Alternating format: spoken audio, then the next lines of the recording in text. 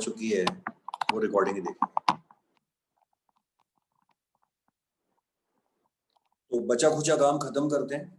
और कल मैंने 2-3 गई थी, उनमें जो पढ़ने वाले बच्चे हैं जिनको मैथ्स में इंटरेस्ट है उनको बड़ा आनंद आया होगा, क्योंकि किसी भी चीज़ को जब हम गहराई से पढ़ते हैं, गहराई से अगर वो हमें समझ में आ जाती है तो फिर बड़ा इजी हो जाता है काम। तो मेरी वर्कशीट में से मैं कुछ अब इंडिविजुअल क्वेश्चंस बचे हैं मेरे पास में, वो करा देता हूँ। एक कल का क्वेश्चन दोबारा से डिस्कस कर लेते हैं। देखिए, एक क्विक रिव्यू छोटा सा पहले। एक तो कल मैंने जो आपको 2 चीजें बताई वो एक बार वापस से याद दिला देता हूँ। पहली चीज, अगर 2 एपीज का कॉमन डिफरेंस सेम है तो उनकी पहली दूसरी तीसरी चौथी 100वीं 1000वीं सबका जो डिफरेंस लेंगे वो सेम ही आएगा। तो किसी भी एक का पता हो तो आप दूसरे में लगा सकते। नंबर में कैसे, 3 नंबर में कैसे, मैंने आपको कल बता दिया। दूसरी चीज, 2 टर्म्स का डिफरेंस, एपी की 2 टर्म्स का डिफरेंस अगर आपको निकालना हो तो आप दोनों टर्म्स को निकाल के माइनस कर लीजिए, 3 नंबर में कर लीजिए। और अगर क्विकली करना हो तो उन दोनों को निकालने की बजाय उनकी पोजीशंस का डिफरेंस, जो कि लिखना तक नहीं पड़ता है। कोई कह रहा है 450वीं और 600 डिफरेंस निकालो, तो 450 और 600 के बीच में कितना गैप आ गया, 150 का। तो 150 इंटू जो भी कॉमन डिफरेंस है वो कर दीजिए। ये बात भी मैंने आपको कल 20-25 मिनट तक समझाई। एक लास्ट में, ये दो तो हो गए बड़े काम जो मैंने आपको सिखा दिए। लास्ट जो चीज थी वो थी, एक क्वेश्चन दिया था मैंने कि उसमें पीछे से जो टर्म निकालनी थी, वो एक आध बच्चे उसका ऑल्टरनेट आंसर जो था वो डिस्कस करने के मूड में थे, वो समझा देता हूँ। मैं तो फिर भी यही कहूंगा कि जो इजी वाला आंसर मैंने कल बताया था वही एग्जाम में करना। क्यों, अभी बताता हूँ। कल जो एपी थी वो कुछ कुछ इस तरह की एपी थी।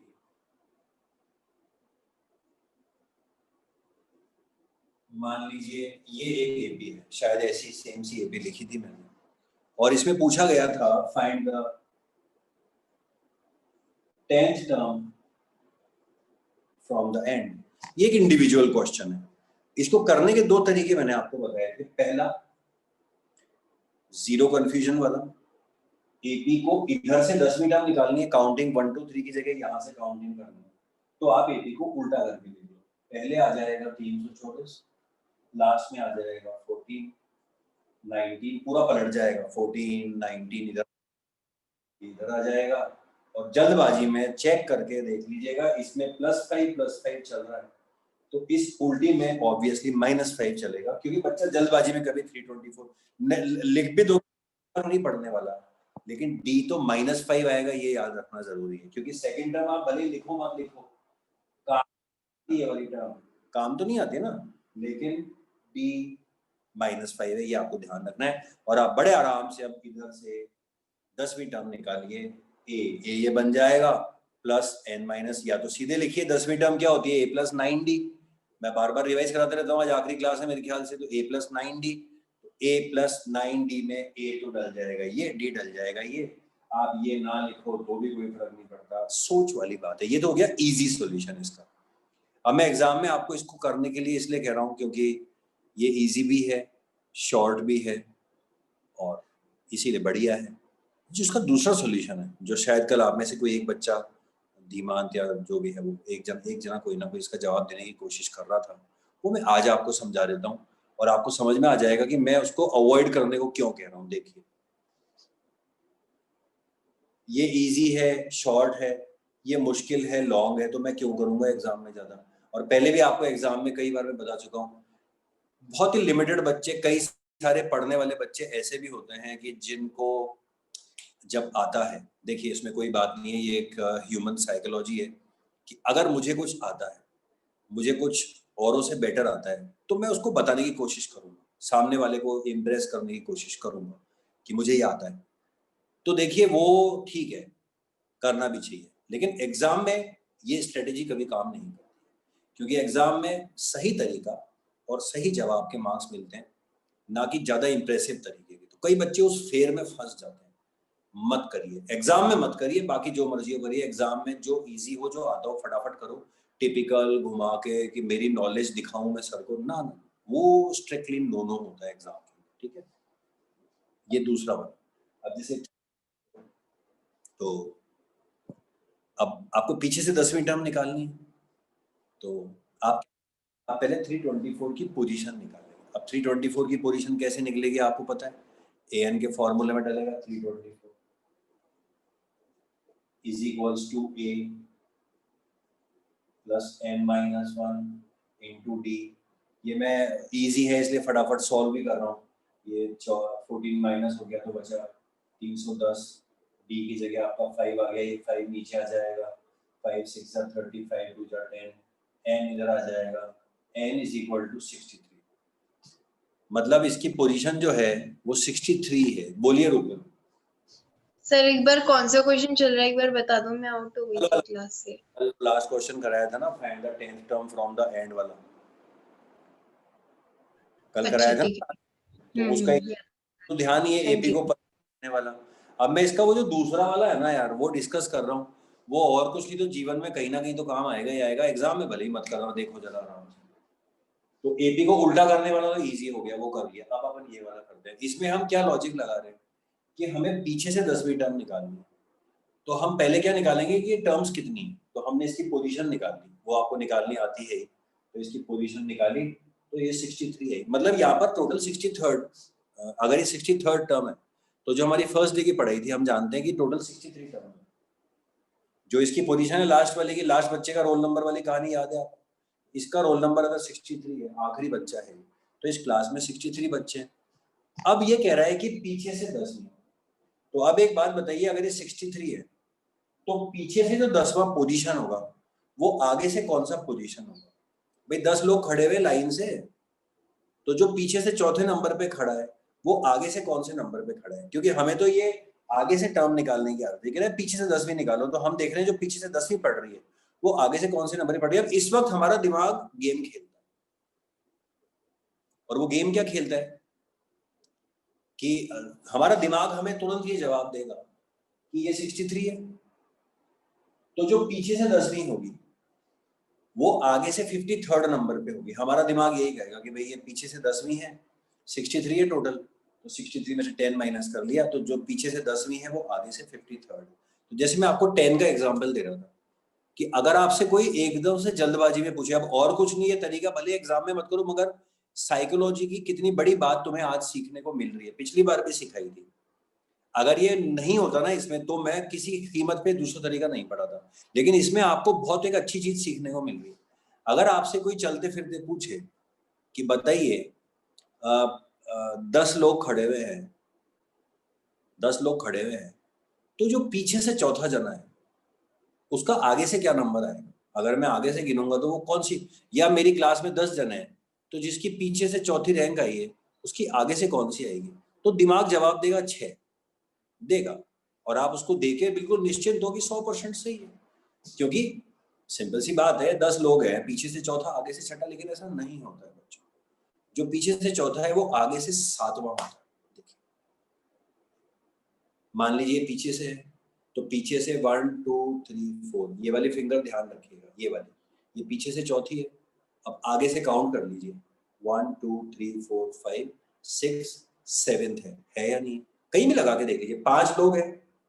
अब आपसे कोई एकदम से पूछे 5 लोग हैं, पीछे से दूसरा आगे से कौन सा होगा, तो आपका दिमाग आएगा सिंपल है, तीसरा इसमें क्या बकवास है, ये नहीं, चौथा होगा, एक आगे वाला। अब ये 5 है, ये फिंगर पीछे से दूसरी है तो आगे से तीसरी नहीं है, 1 2 3 4 एक आगे की होती है।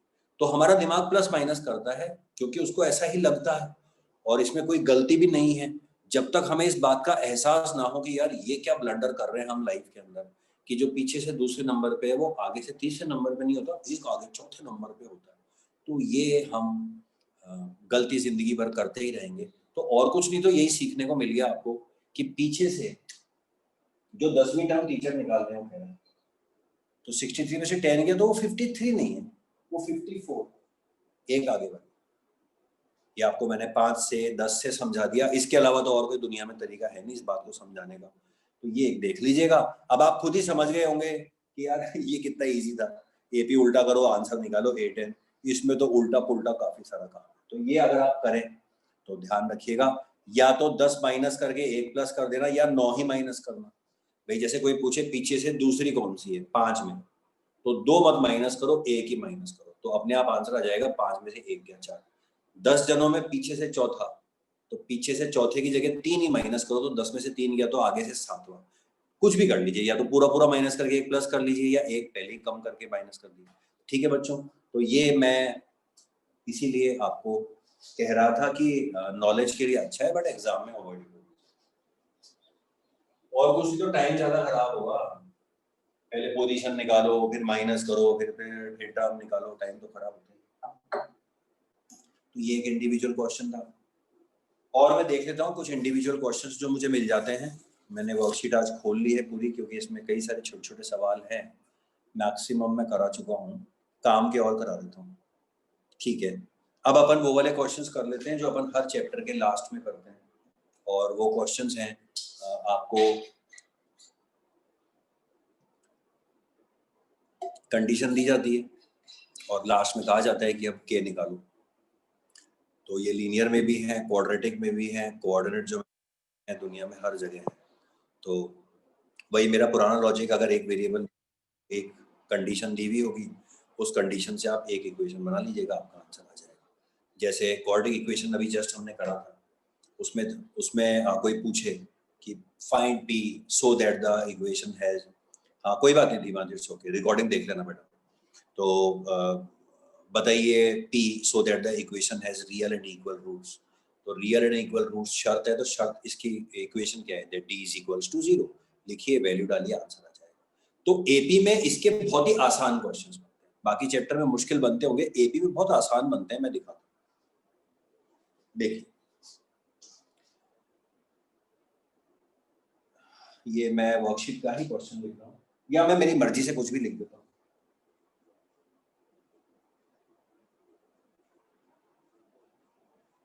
ठीक है, कहता है के निकालिए। कैसे निकालो भाई, मुझे शर्त तो बताओ के निकालने की क्या है। के निकालने की शर्त है जिसके ऊपर आपको इक्वेशन बनानी है, वो ये है कि find k if these 3 terms are in AP, या फाइंड के so that they are in AP. ये शर्त है कि ये एपी में है, तो बताओ, आप बताओ के कितना है।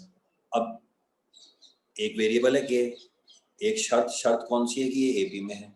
शर्त मतलब कंडीशन एपी में है, इंफॉर्मेशन मतलब ये एपी में है। अब आपको इस बात से एक इक्वेशन बनानी है, आप एक इज इक्वल टू लगा के के को फंसा देंगे तो आपका आंसर आ जाएगा। तो I invite you all to solve this your hands.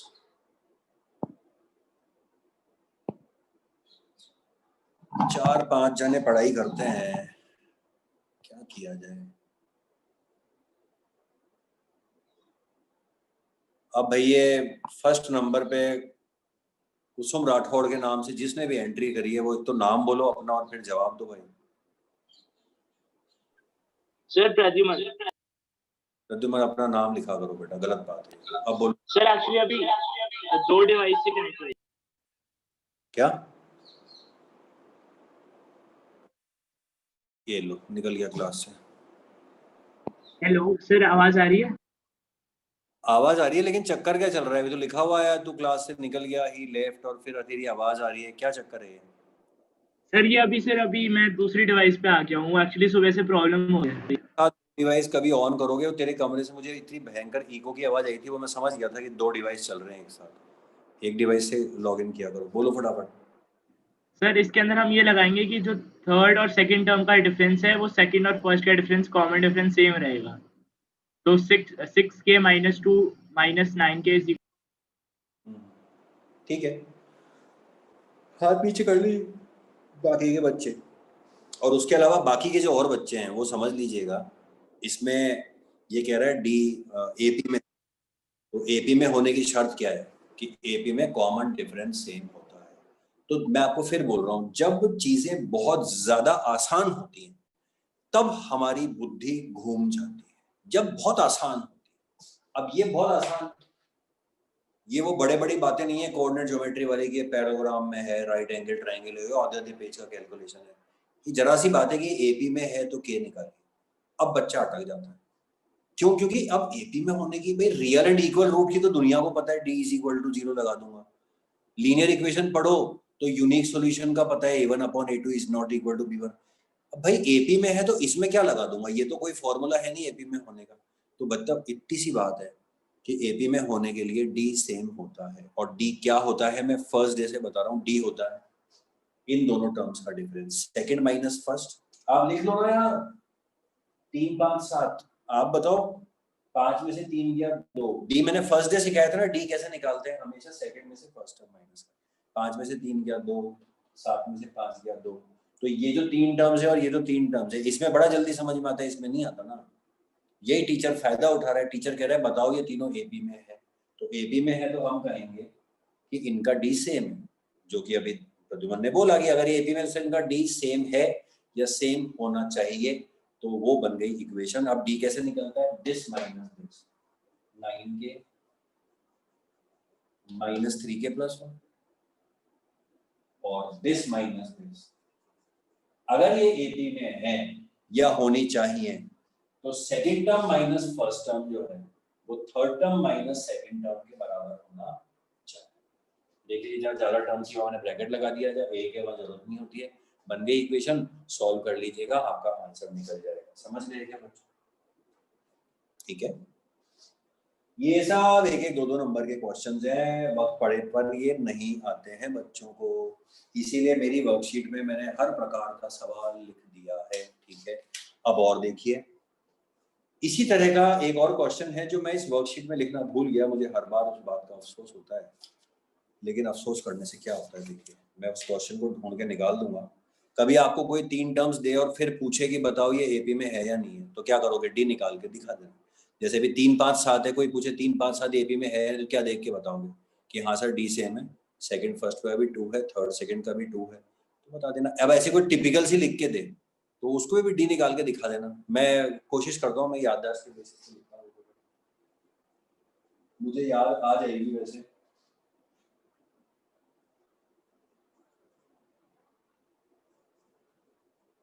एक बार में अपन करके देख लेते हैं, नहीं आएगा तो नो लिख देंगे और क्या होगा। अब मान लो इस तरह का कोई सवाल आ गया, उसमें टीचर ने कहा कि बताओ ये एपी में है या नहीं है। अब टीचर अगर ये लिख के पूछेगा तो पूरी दुनिया कूद के आ जाएगी, मैं बताता हूँ मैं बताता हूँ। अरे भाई तो ये और ये इसमें क्या फर्क है, जो इसमें चेक करते हो वो इसमें चेक कर। इसमें क्या चेक करते हो, 5 में से 3 गया 2, 7 में हाँ साहब ठीक है, सेम यहाँ पर चेक कर लो। इसमें से इसको माइनस कर लो तो क्या निकल जाएगा, डी। और इसमें से इसको माइनस कर दो तो क्या निकल जाएगा, डी। चेक कर लेते हैं, A square plus B square minus, अब टाइम बचाने के लिए सीधा खोलू, ए प्लस बी का होल स्क्वायर क्या होता है, A square plus B square plus 2ab। Bracket आएगा और ब्रैकेट खुलेगा तो कैंसिल कैंसिल। तो इसका डी कितना है, 2, ये 2ab सही है क्या। अब इसको इसमें से माइनस कर लो, इसको डायरेक्टली खोल के लिख रहा हूँ, A square plus B square minus 2ab और माइनस दिस, ब्रैकेट खुलेगा, ये माइनस आ गया, A square cancel, B square cancel. इसका डी कितना है, नहीं नहीं नहीं नहीं सही तो है, इसका डी भी माइनस 2ab आया था, इसका डी भी आया था, हाँ धीमान मैंने देख लिया था, इसका भी माइनस 2ab आया था। तो थोड़ा बहुत जो मेरी याददाश्त में कहीं ना कहीं पर ये क्वेश्चन दफन था वो सही निकला, दोनों में डी माइनस 2ab आ गया। तो आप लिख के आ जाइए कि हाँ ये एपी में है। तो बच्चों अगर चेक करे तो ऐसे डी निकाल निकाल के चेक करके बता दो, और अगर बोले टीचर की फाइंड के और एपी में है तो फिर आप उनको दोनों को आमने सामने रख दो, जैसा मैंने पिछली बार सिखाया था। ओके,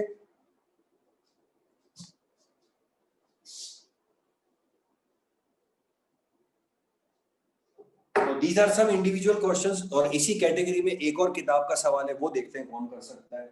किताब का सवाल है, अच्छा सवाल है, इसलिए मैंने वर्कशीट में उसको जगह दी है। क्वेश्चन है कि ये मैं आप लोगों से ही पूछूंगा, इसका जवाब तैयार रखिएगा। एक एपी दे रखी है, 2 एपी दे रखी है, और क्वेश्चन है for what value of n, मतलब आपको n निकालना है, n तो कहीं दिख नहीं रहा, मगर ये कह रहा है for what value of n। अब दो बच्चों ने हाथ भी खड़े कर दिए, क्योंकि इनका पढ़ा हुआ होगा ना यार, ये कोई ऐसा थोड़ा ना है कि कोई सपने आ रहे हैं, पढ़ा हुआ है, पिछली बार भी ढंग से पढ़ा हुआ है, तो क्वेश्चन बोलते ही समझ में आ गया, ठीक है। तो for what value of n, अब कोई ना कोई कंडीशन तो देगा टीचर, देयर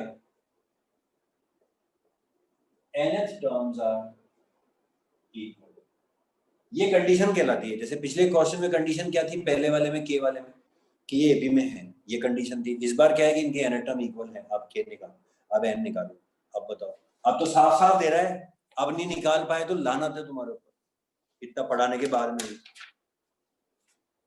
कह रहा है for what value of n there nth terms are equal, इनकी nth टर्म्स इक्वल है अगर, तो के निकालिए। देखो, if there nth terms are equal का मतलब होता है कि अगर उनके nth टर्म इक्वल है, और so that there nth terms are equal का मतलब ऐसा निकालो ताकि हो जाए, दोनों का मतलब एक ही होता है। जैसे पहला सवाल था आज का के वाला, उसमें क्या था, if they are in AP find के so that they are in AP, दोनों का मतलब एक होता है। मैं पहले भी कई बार समझा चुका हूँ, अगर एपी में है तो के निकालो, तो भी डी बराबर होना चाहिए, और के निकालो ताकि वो ओबी में हो जाए, तो भी मतलब यही है कि के ऐसा निकालो ताकि डी सेम आए, तो दोनों का मतलब एक ही होता है। तो ये 7 जने भी, चलो ठीक है यार, 7 जने भी हैं तो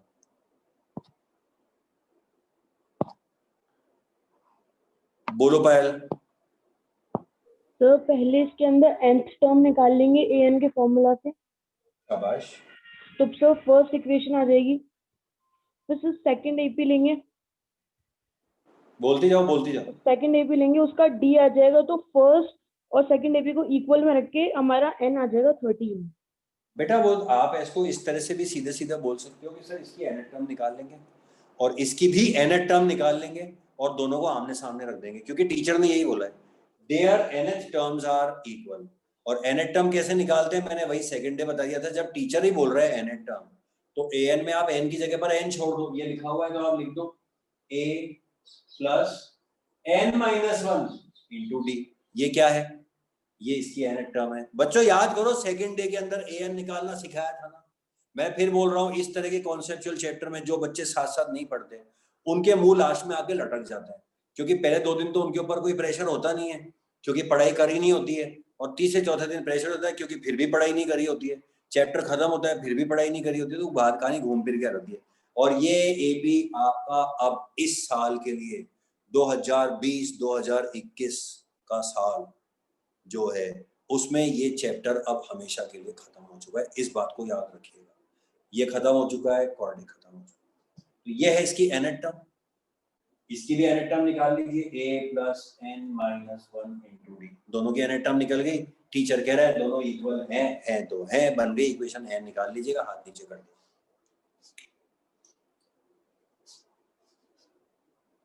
हाथ नीचे, क्वेश्चन हो तो बोलिए, नहीं तो हाथ नीचे।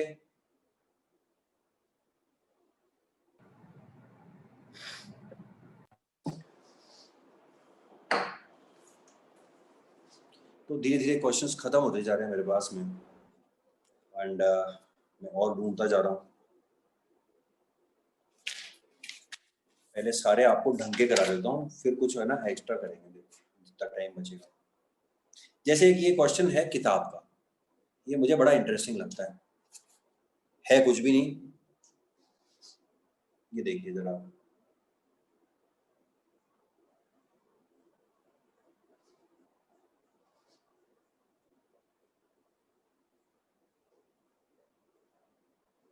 ये एक एपी है, दिख रही है आपको, जैसी भी है। कह रहा है अगर ये एपी है तो इसके बॉक्स भरिए सारे, मतलब मिसिंग टर्म्स निकालिए। किताब में शुरू में दिया हुआ है, अब बताइए। और इसका जवाब मैं दे चुका हूं पहले, इसका सोल्यूशन आपको पता है, और इसका एक सोल्यूशन नहीं, आपको इसकी कम से कम 2 3 सोल्यूशन पता है।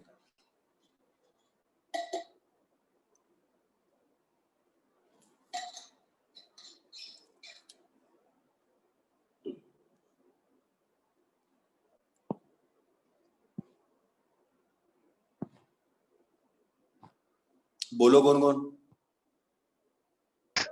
सर हम A3 के फॉर्मूले में -4 रख देंगे और एक मिनट सर, साइड प्लीज।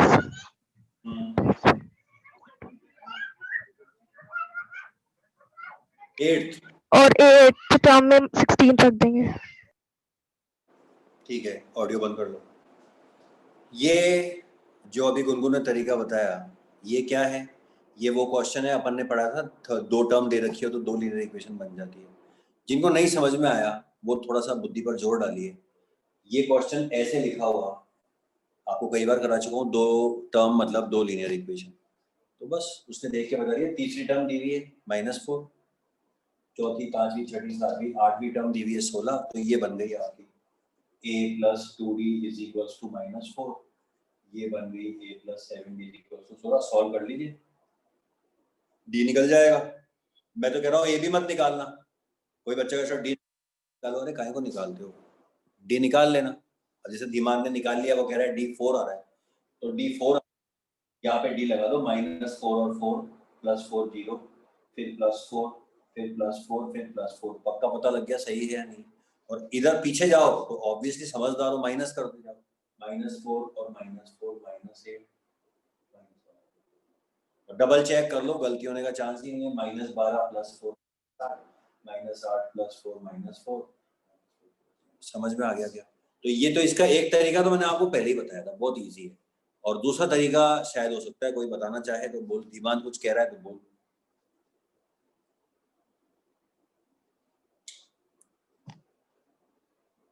बोल मुकुल। सर इसमें हम, सर आपने पहले भी एक क्वेश्चन कराया था कि हम n-k × d वाला फॉर्मूला लगा के d निकाल सकते हैं। इसमें जो मुकुल तरीका बता रहा है वो भी आप लगा सकते हैं। कल मैंने आप लोगों को बताया था कि दो टर्म्स का डिफरेंस, उनकी पोजीशंस के डिफरेंस इनटू डी के टाइम पर होता है। तो दो टर्म्स आपको दिख रही हैं। आमतौर पे हम an को आगे वाली और ak को पहले वाली मान लेते हैं, हालांकि उससे भी कोई फर्क नहीं पड़ता। तो an यानी बाद वाली टर्म माइनस पहले वाली टर्म इज इक्वल टू इनकी पोजीशंस। अब पोजीशंस क्या है? तीसरी और आठवीं। तीसरी और आठवीं का क्या आएगा? 5 d, 16 minus minus plus d is equals to 4। लेकिन ये तरीका जो है ये सिर्फ, अब जो जिसने कल मन लगा के पढ़ा होगा, जो बहुत ढंग से सुनता है उसके लिए, बाकी जिनको नहीं पता है तो नॉर्मल बुक का क्वेश्चन है, तो बुक के क्वेश्चन के अंदर आप सिंपल सा तरीका लगा देना, जो भी दो टर्म दे दो इक्वेशन लिख लेना और आपकी बड़े आराम से दो लीनियर इक्वेशंस बन जाएंगी और उससे आप आराम से निकाल लेना, कोई झंझट नहीं। ठीक है, एपी और इस टाइप के जो टॉपिक्स होते हैं बच्चों, जो कंसेप्चुअल होते हैं, उनमें मल्टीपल आंसर्स होते हैं ज्यादातर हमेशा। तो ये हो गया आपका, और मैं धीरे धीरे करके ढंग के क्वेश्चंस देखता हूँ, देखो क्या क्या बचे हुए हैं। एक क्वेश्चन ऐसा है जो बहुत बरसों से चलता ही आ रहा है, वो भी एक इंडिविजुअल अकेला क्वेश्चन है, वो भी देख लीजिए। ये बरसों पुराना as it is question repeat होता है। इसमें आपको कोई भी एक एपी दे देते हैं, जैसे मैं क्वेश्चन इसी का लिख देता हूँ, या मैं अपनी मर्जी से कोई दूसरी एपी बना देता हूँ ताकि आपके लिए वैरायटी हो जाए। 12, 14, 16 डैश डैश डैश। तो इसमें मैंने आपसे क्वेश्चन पूछा कि विच term of this AP is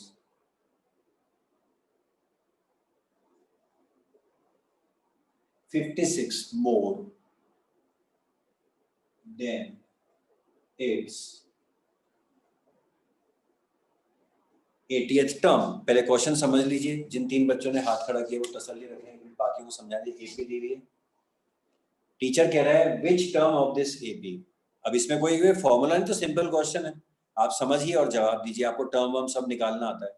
कह रहा है which term of this AP is 56 more than its 80th term। इसको आप हिंदी में अपने दिमाग में अनुवादन करेंगे तो वो यही निकलेगा कि इस 80th टर्म से 56 ज्यादा कौन है, यही निकला ना, हिंदी में कर लेना। Which term of this AP is 56 more than its 80th term। तो इसका जवाब तो सबको ही आता है, बट कई लोग हाथ ही खड़ा नहीं करते, कोई बात नहीं। ये 5-6 जने ही है हाथ वाले, बाकी है बेहाथ वाले। बोलो मान्या। सर इसमें पहले इसका 80th टर्म निकाल सकते हैं, उसके बाद 56 ऐड करके जो सकते नहीं है निकाल, पोजीशन निकालेंगे। फिर मतलब 80th टर्म निकाला, उसके बाद जो टर्म आ रहा है उसमें 56 ऐड किया, उसके बाद जो नंबर है उसका पोजीशन निकाल लेंगे। तो ये एक बहुत ही सिंपल आंसर था। जिन्होंने एपी नहीं पढ़ी है उनके लिए ये सिंपल आंसर ही था। उनको लग रहा था जैसे मान्या अफ्रीकन भाषा बोल रही है, भाई समझ में नहीं आएगा ना, तो दूसरे दूसरे देश की भाषा बोल रही है। बाकी वो जिनको नहीं समझ में आया उनको ऐसे ही लगा होगा। बाकी बहुत ईजी है, क्योंकि जो यहाँ लिखा हुआ है वो एज इट इज मान्या ने रिपीट कर दिया कि इस एपी की 88 टर्म से 56 ज्यादा कौन है। तो जो मान्या ने जवाब दिया वो ये है कि सर पहले आप इसकी 88 टर्म निकालो, जो कि निकल जाएगी, ये आ गई टर्म। फिर आप इसमें 56 जोड़ दो। क्यों? क्योंकि टीचर कह रहा है ना कि 88 टर्म से 56 ज्यादा कौन है, तो जोड़ोगे। तो ये जो भी टर्म आएगी उसमें आप 56 जोड़ोगे तो कोई ना कोई आगे की टर्म आ जाएगी। टर्म अब वो टर्म कौन सी है, तो उस टर्म को फिर से आप एन के फॉर्मूले में डाल के उसकी पोजीशन निकालो। तो ये इसका सिंपल सा आंसर। ठीक है, जो भी है धीमान जवाब निकाल रहा है। मैंने धीमान एक बार पहले भी कहा था, जब टीचर पढ़ा रहा हो तो साथ साथ सॉल्व करने की कोशिश नहीं करनी चाहिए, गलत बात होती है। हाथ नीचे कर लीजिए, किसी को कोई सवाल पूछना हो तो पूछ लीजिएगा। ये एक बहुत ही रेगुलर क्वेश्चन है एग्जाम का भी। इसका कोई और छोटा मेथड है क्या? इसी क्वेश्चन का कोई और छोटा मेथड है क्या? क्योंकि इसमें बहुत टाइम टेकिंग हो जाएगा। नहीं कोई मतलब टाइम जिस टाइप का ये no, it's not at all a time consuming question, because 88 term है, वो सीधे आप A+79D लिखेंगे, फिर उसमें 56 जोड़ने में कोई टाइम लगता नहीं है और उसकी पोजीशन निकालने में भी कोई टाइम नहीं लगता है। तो ऐसा कुछ भी नहीं है। इसका ऑल्टरनेट सॉल्यूशन तो देखो आप अपन ऐसे ही बना के लिख सकते हैं। कोई रुक जाओ एक minute. This term of this AP is 56 more than its 88 term. Which term of this AP? कर तो सकते हैं लेकिन वो आप और ज्यादा कंफ्यूज हो जाओगे। देखो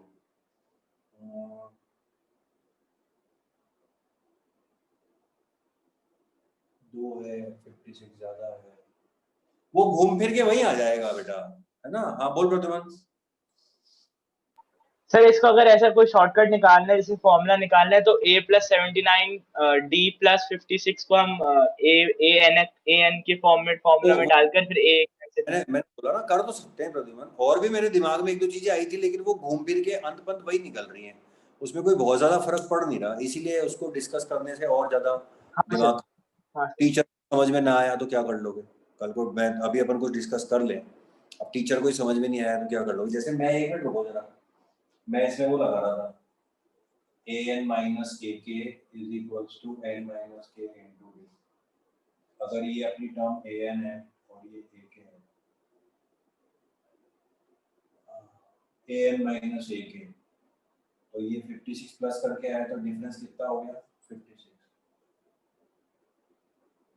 हाँ शायद आ गया। n देखो पोजीशन निकालनी है, माइनस k इसकी पता ही है हमने को, इनटू d पता ही है हमने को, तो ये आ गया ना।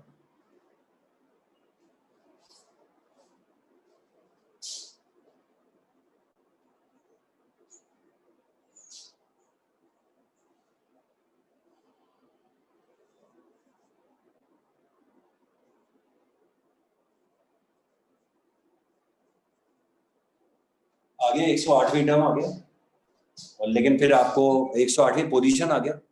तो हाँ अभी धीमान तूने आंसर निकाला तो क्या आया था? 108 ही आया था ना? Yes sir. हाँ वो यही आएगा और क्या आएगा। हाँ तो ये है, लेकिन अब ये समझा देता हूँ ना आपको, समझ में आ गया होगा। एक आध जनों में ऐसी कोई दिक्कत वाली बात है नहीं। सर आ गया समझ में। बाकी जो थोड़ा बहुत समझने में इंटरेस्टेड हो वो एक बार देख लो। फिर भी मैं यही कहूंगा सीधे रास्ते जाना ज्यादा अच्छा है। अब ये एक्सप्रेशन कौन सा ऑफिशियली अपने कोर्स के अंदर है? कहीं दिया हुआ ही नहीं। तो इसको यूज भी करोगे तो ही टीचर हो सकता है कि अब कोई नया बीएड करके आया हो तो उसको ध्यान भी नहीं होगा। या आप सच्चाई है, ऐसा जरूरी नहीं होता कि टीचर को आता हो, वो धीरे धीरे नॉर्मली बीएड करके आते हैं उनको पता ही नहीं होता कई बार। लेकिन हालांकि ऐसा टीचर बोर्ड की कॉपी तो चेक नहीं करेगा, लेकिन आप ये देखो, आप ये मैं समझा देता हूँ, an माइनस ए के मतलब टर्म्स का डिफरेंस। तो मैं पहले भी यही सोच रहा था लेकिन ये बैठ नहीं रहा था, अब बैठ गया ना। an माइनस ए के मतलब क्या होता है, टर्म्स का डिफरेंस। अब देखा जाए तो इसमें 56 प्लस करके ये आ रहा है, तो टेक्निकली इन दोनों टर्म्स का डिफरेंस 56 हो गया, तो ये आ गया 56 n माइनस के। तो इसकी आगे वाले की पोजीशन आपको पता है नहीं, मगर इसकी पोजीशन तो आपको पता है ना। इसकी पोजीशन कितनी है, 88 टर्म है तो 80 है इनटू डी। तो इससे डायरेक्टली आंसर आ गया। वो जो 3 काम करे थे अपन ने, वो 3 की जगह पर एक ही काम करना पड़ा और उससे आपका डायरेक्ट आंसर आ गया। तो मैंने निकाल तो दिया रूपल, बट फिर भी मैं यही कहूंगा कि वही वाला जो अपना नॉर्मल जो तरीका है उसको कर दो ज्यादा। ठीक है बच्चों,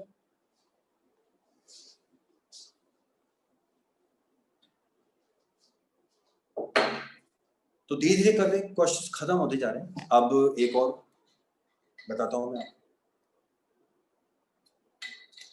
देखिए एक क्वेश्चन है। अब मैं उस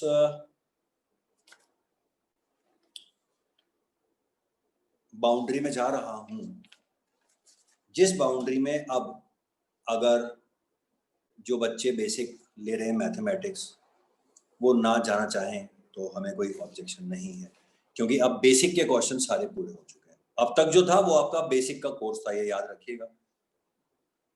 अब कुछ क्वेश्चंस हम हमेशा ऐसे करते ही करते हैं कि जो एग्जाम में आ सकते हैं।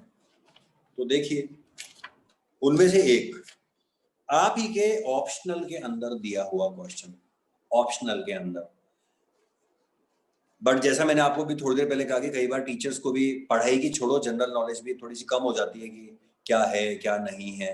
तो लिखा हुआ है ऑप्शनल के अंदर, लेकिन आप देखेंगे कि वर्कशीटों में जाता है और आप कहेंगे सर आपने भी दे रखा है, मतलब आप भी यूनिवर्सिटी। हाँ हूँ, लेकिन मैं तो बता के करा रहा हूँ कि मैंने क्यों डाला है। मैंने इसलिए डाला है क्योंकि कल को, क्योंकि बाकी सब लोग उसको जबरदस्ती दे रहे हैं वर्कशीट्स के अंदर और सैंपल पेपर में, तो कल को मेरा स्टूडेंट धोखा ना खा जाए। बोर्ड का पेपर बनाने वाला भी अगर उन्हीं में से हुआ तो फिर अपन क्या कर लेंगे। तो इसके लिए कुछ चीजें मैं हमेशा कवर करता हूँ। तो ये क्वेश्चन जो है आपकी ऑप्शन में किताब में दिया हुआ है और मैंने इसमें भी डाल दिया है। एक सेकंड रुकिए जरा, let me find the question. दीवान क्या कह रहा है बेटा, अभी तो क्वेश्चन चालू नहीं हुआ।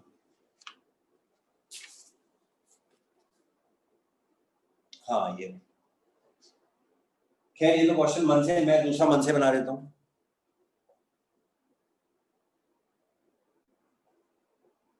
ठीक है, ये अरे रुक जाओ रे, ये दो जने कौन है, प्रद्युमन और विमान। रुक जाओ, क्वेश्चन तो बोलने पहले।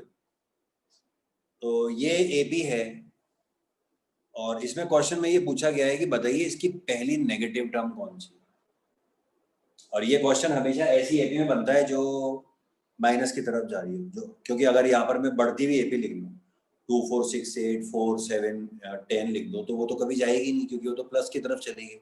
ये एपी जो घटती है 20 में से 3 गया, 17 में से 3 गया, तो ये धीरे धीरे करते करते आपको पता है 0 तक आगे निकलेगी, नेगेटिव में जाएगी। तो ये क्वेश्चन पूछते हैं कि which term of this AP will be it's the first negative term.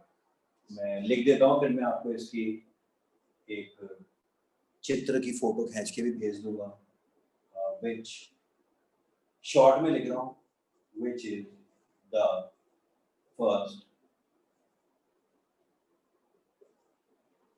Negative term, which term of this AP will be the first negative term. मैंने शॉर्ट में लिख दिया है।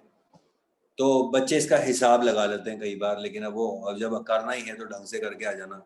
अब ये पूछ लेते हैं कौन जवाब देना चाहता है। I am so sorry, excuse me. सबसे पूछ लिया क्या मैंने? हाँ सबसे पूछ लिया। बोलो रूपल।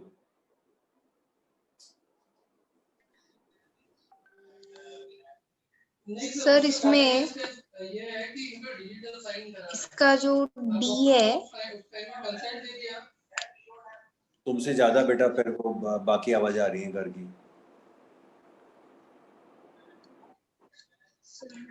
काम क्या यार, अभी तक आई नहीं, क्या हुआ? डी है सर एक सेकंड, अगर आवाज आ रही है, थोड़ा गड़बड़ हो रहा है अभी। रूपल, कोई बात नहीं बेटा, ठीक है। आंसर पहले पूरा सोच के बेटा फिर हैंड रेस करना चाहिए, ठीक है। सर अब आई? आवाज तो आ रही है लेकिन आप तो आंसर सोच रहे हो अभी। अरे नहीं सर, वो माइक से ही कर रही हूँ, मेरा माइक वो अब दूसरी जगह चला गया था इसलिए। कोई बात नहीं, बता दो। सर इसमें अब जैसे अपना मतलब मैंने ये सोचा है कि इसमें हमारा डी हमारे पास है, सब है, तो हम अज्यूम हम इसमें मतलब जैसे फर्स्ट नेगेटिव टर्म जो है हम उसे ले लेंगे, मतलब हम ले लेंगे कि फर्स्ट नेगेटिव टर्म कैसे आएगी।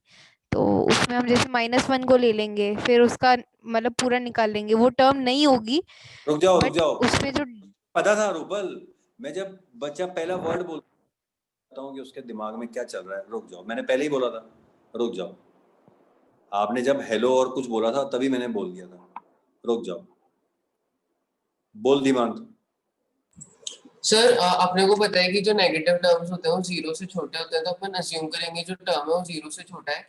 फिर उसके बाद अपन उस टर्म को a + n-1 इंटू डी वाली इक्वेशन के साथ पुट कर लेंगे। तो अपने पास a दे रखा है, अपने को n निकालना है और d -3 है, और जो आंसर आएगा वो डेसिमल में होगा, 0 से छोटा, तो अपन है ना उससे सबसे नियरेस्ट टर्म राउंड ऑफ करके ले लेंगे। चलो ठीक है, इसका ऑफिशियली कैसे करना है मैं बता देता हूँ, जो तूने बोला है वही है ये। कुछ डिफरेंस हो तो फिर दोबारा से मुझसे बात कर लेना, बाकी सब लोग देख लीजिए। मैं पहले ही कह चुका हूँ कि now the basic course is finished, now this is the next level. क्यों दिया हुआ है आगे के कोर्स में, वो इस वजह से दिया हुआ है, आपको पहले भी कई बार बता चुका हूँ। आपको इज इक्वल टू पढ़ने की आदत है, इक्वेशन पढ़ने की आदत है। जो भी 10वीं के 50% बच्चे तो आज तक समझे नहीं है इक्वेशन को, भी आज भी रोज कुछ ना कुछ बोलना पड़ता है। तो इज इक्वल टू जब होता है तो इक्वेशन होती है, तो आपको चीजें बराबर की सॉल्व करने की आदत है, कम ज्यादा सॉल्व करने की आदत नहीं है। 9th में एक चैप्टर था इनइक्वालिटीज ऑफ अ ट्राइंगल, याद करिए, वो इनइक्वालिटीज था कि ये साइड बड़ी है तो वो और वो बड़ा होगा। तो वो जिंदगी में पहली बार जो बच्चा बराबर को छोड़ के बड़े छोटे की पढ़ाई करता है वो इनइक्वालिटीज और ट्राइंगल में पढ़ता है। उसमें कुछ भी नहीं था बराबर में, था बड़ा छोटा, ये साइड बड़ी तो सामने का एंगल बड़ा तो सामने साइड बड़ी। याद करो, sum of two sides greater than the third side. Is equal to नहीं, इज इक्वल टू अलग होता है और इज ग्रेटर देन और इज लेस देन अलग होता है। तो ये जहां पर भी आ जाता है वो बाहर निकल जाता है हमारे सिलेबस के, क्योंकि ये साइन की शुरुआत 11वीं क्लास में होती है। मैं आपको पहले भी कई बार बता चुका हूँ, ये अभी आप पढ़ रहे हो लीनियर इक्वेशंस इन 1 वेरिएबल 2 वेरिएबल ना, 11th पे जाते ही आपका चैप्टर आ जाएगा लीनियर इन इक्वेशंस इन 2 वेरिएबल। इन इक्वेशंस इक्वल का मतलब इक्वेशन और इन इक्वल का मतलब इन इक्वेशन, मतलब ये बराबर नहीं है, बड़े छोटे हैं। अब इनको सॉल्व करना तो अब सीखोगे ना, जैसे तुमने इक्वेशन को बचपन में सीखा कभी 6ठी 7वीं में, कईयों ने आज तक नहीं सीखा बट कोर्स में तो था। तो ये चीज अब जब सीखी ही नहीं है तो ये सब 10th में कैसे आ जाए। तो अब आप क्योंकि इस साल के उस स्टेज पर जा चुके हो जहां पर काम खत्म होने को है, तो अब आप याद करिए कि ऐसी एक स्थिति क्वाड्रेटिक इक्वेशन में भी आती है। Find p such that it has real roots। अब एक बात बताइए, रियल एंड इक्वल रूट की कंडीशन क्या है? b इज इक्वल टू 0, तो ये तो आपको सॉल्व करना ही पड़ेगा। लेकिन खाली रियल की या रियल एंड डिस्टिंक्ट की क्या है? रियल एंड अनइक्वल की क्या है? याद करिए, सॉरी, d ग्रेटर देन 0। और रियल की क्या है? अब रियल तो इसमें भी होता है और इसमें भी होता है, तो रियल की है कि ग्रेटर देन 0 और इज इक्वल टू 0। तो ये जो क्वेश्चंस हैं कि फाइंड p, अब जैसे और देखिए और पढ़ाई करिए, टाइम जो है ना उसमें देखिए, ये क्वाड्रेटिक इक्वेशन चालू हो गया, अब इसमें ये p है।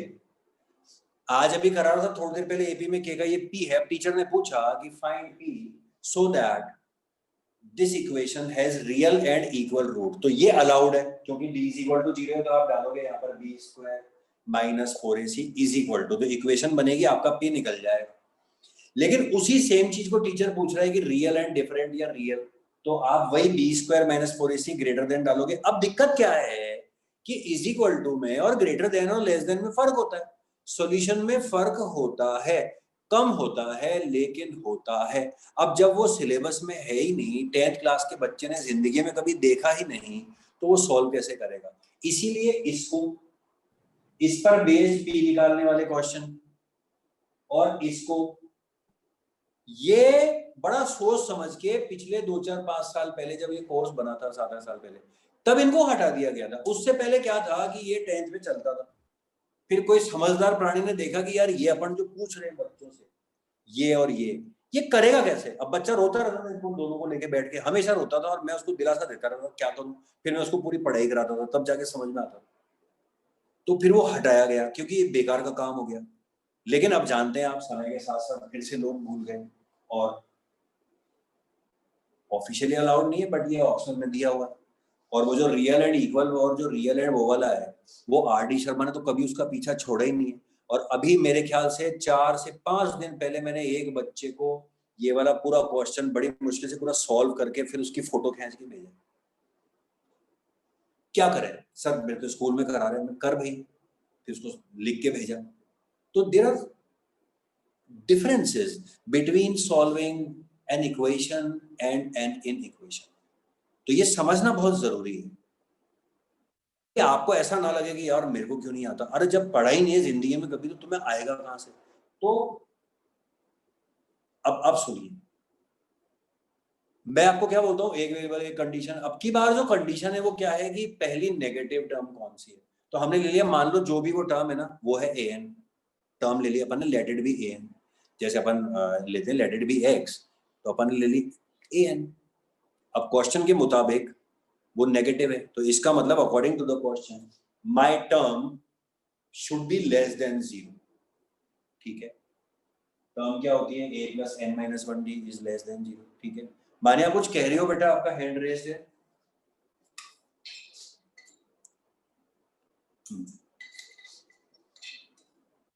दो, ये लेस देन 0। अब इसको सॉल्यूशन को मैं आपको फोटो खींच के भेज देता हूं और मैं आपको सॉल्व करके दिखा देता हूं पूरा। अब 11th में पढ़ लेना कि जब इसको सॉल्व करते हैं तो वही इधर उधर जाते हैं, जब सब साइन वाइन चेंज होते हैं, वो मैं करता हूँ एक बार। और जैसे मैं कर रहा हूँ ना एग्जाम में, बिल्कुल वैसे का वैसा कर देना। इसको खोल लेना, अभी कुछ मत लेके जाना यहाँ पर, हालांकि 20 लेके कुछ मत लेके जाना, इसको खोल लो। -3 है, 20 + 3 17 -3। आगे यहाँ तक पहुंच जाओगे, यहाँ तक इक्वेशन चल रही, इसको यहाँ ले जाओ। यहाँ तक भी इक्वेशन चल रही है, कोई दिक्कत। इक्वेशन मतलब जो भी है, इन इक्वेशन चल रही है, कोई परेशानी नहीं। लास्ट के स्टेप के अंदर याद रखना कि जब ये -3 नीचे उतारोगे तो इसका साइन चेंज हो जाएगा, इसका साइन चेंज हो जाएगा। ये अब 11वीं क्लास में घुसते ही तुम पढ़ लोगे। ठीक है, हाँ बोलो मधुमन। सर इससे अच्छा हम पहले 3n को उधर ले जाते, तब कोई साइन का झंझट होता ही नहीं। बेटा लेकिन एक बात बता, ये फिर वही बात है, मैं बच्चों को कैसे समझाऊं उनको कैसे याद कराऊं कि 3n उधर लेके जाना, ये कोई याद रखेगा? सोच के देख, तू टीचर बन के देख एक बार, कोई याद रखेगा कि 3n को उधर ले जाओ? सोच, कोई नहीं याद रखेगा। ये याद रखने का फिर भी पॉसिबल है कि करते जाना और लास्ट में जाके साइन चेंज कर देना। ठीक है, तो धीमान तो अलग ही आंसर देने में लगा रहता है, मान जा यार। ये हट गए, ये साइन चेंज कर देना। ठीक है, आप बोल धीमान क्या कह रहा है? सर आंसर ही मैं कह रहा हूँ यहाँ पे ये 17 नहीं 23 होगा, 20 + 3 यहाँ पे जो आपने 17 लिखा है। ओके, ये हाँ अब तेरे मुझे सारे चैट में आंसर ही दिखाई देते हैं। तू पहले आंसर तो लिख रहा था मेरे ख्याल से। चल व्हाटएवर, तो ये आ गया आपका। ठीक है, ये वैसे मिस्टेक हो गई थी, वो सुधरवा दी इसने। तो 23 है, ये इधर आ गया। लास्ट में जो है वो आप साइन चेंज कर लीजिएगा, और अब आप इसको सॉल्व कर लीजिए। तो ये डेसिमल में आ रहा है आपका आंसर। सो 3, इसका बाकी का हिस्सा ये लिख देता हूँ या यहाँ लिख देता हूँ, n ग्रेटर देन, इसको आप डिवाइड कर लीजिए तो ये आ गया। अपन तो 7.1 समथिंग लिख लेते हैं, अपना कोई मतलब नहीं है। 3 7 21 2 आएगा ना, तो 7 समथिंग 66 आएगा, उससे अपने कोई मतलब नहीं है। अब लास्ट में देखिए कि जो आंसर आया है वो क्या है। आंसर इज इक्वल टू नहीं आएगा, क्योंकि इज इक्वल टू था ही नहीं कहीं पर भी। हमारा आंसर आएगा ग्रेटर देन। तो यहाँ पर क्या लिखा हुआ है कि द n, दिमाग हाथ नीचे कर ले बेटा, n ग्रेटर देन 7.66। इसको अंग्रेजी में बोल के देखिए, the position is greater then 7.66। अब बताइए कि 7.66 से बड़ी पोजीशन कौन सी होती है? 8। 7 से जस्ट बड़ी कौन सी होती है 8, तो मेरा आंसर आएगा the first 8th term, therefore ऐसे लिखेंगे तमीज से पूरा, a therefore 8th term will be या is the first negative term। तो ये आप इसको याद कर लीजिएगा। अगर आपको स्टैंडर्ड मैथ्स लेनी है, 11वीं मैथ्स स्टैंडर्ड आप तभी लेंगे ऑब्वियसली, ठीक है। तो दैट्स ऑल। और अभी मुझे ये एहसास हुआ कि मुझे एक क्लास एपी की और लेनी पड़ेगी, बिकॉज स्टैंडर्ड के जो क्वेश्चंस हैं सारे वो बाकी बच गए हैं। और इस बार मैंने आपको पहले कहा था जब हम रिवीजन करेंगे तो हम किसी भी हालत में जो अच्छे वाले क्वेश्चंस हैं उनको नहीं छोड़ेंगे, क्योंकि फिर वो लास्ट में कवर नहीं हो पाते हैं। तो नेक्स्ट क्लास जो है वो हम इसकी ही लेंगे। और रूपल क्या कहना चाहती है, जल्दी बोलो। मैंने उस टाइम पे जो तरीका बताया था ना -1 को अज्यूम करके, मैंने उससे किया। आवाज मेरा नहीं आंसर ब्लॉक्स, मैंने जो तरीका, अब आ रही है, मैंने जो तरीका उस टाइम पे कहा था वो -1 अज्यूम करके इज इक्वल्स टू में, मैंने वो किया, मेरा आंसर भी आ गया, मतलब उसी हिसाब के आसपास पॉइंट्स में आ गया। एपी में फिर एपी एक ऐसा टॉपिक है जिसमें आप जितना चाहे माइंड लगा सकते हो। जैसे आप कहीं भी कुछ भी लगा लो। अब जैसे ये तो तरीका हो गया कैसे करते हैं, लेकिन ये याद रखना हमेशा कि एक जो होता है ना हमारी सोच कि अच्छा ये दो जुड़ के ऐसा हो जाएगा, ऐसा आ जाएगा, वो तरीका टीचर कैसे समझाओगे, ये हमेशा सोच के देखा करो। मुझे पता है तुमने कहीं ना कहीं पर क्या हिसाब लगाया है कि इनका ये 3 का डिफरेंस है और ये यहाँ से लेके 1 तक का शायद कुछ गैप निकाला होगा तुमने मन में, तो शायद तुमने 3 से या 9 से डिवाइड किया होगा। I think something like this. Am I right Rupal? Something like this. चलो कोई कुछ इसी तरीके। तो, लेकिन बस ये सोच लिया करो कि उसको आप टीचर को कैसे समझाओगे, क्योंकि मार्क्स उसी चीज के मिलते हैं जो आप समझा पाते हो। ये बात भी, दूसरी बात मैं बच्चों को हमेशा कहता हूँ कि आप जो लिखोगे टीचर को वही दिखाई देता है। आप क्या जानते हो और आप क्या सोच रहे थे और आपने क्या लिख दिया, वो टीचर को नहीं है। टीचर को वो दिखता है जो आपने कॉपी के अंदर लिखा हुआ है। सो एक क्लास और लगेगी एपी की, जिसमें मैं अच्छे क्वेश्चंस कराऊंगा इससे आगे के। कल भी मुझे रात को आप ही में से एक बच्चे को, एक मैंने कराया था ना 5 times the 5th term is 8 times the 8th term, तो 13th टर्म हमेशा क्या होती है 0। याद होगा, जो पढ़ रहे हैं उनको याद आ जाएगा, बोले हाँ सर वो कराया था आपने।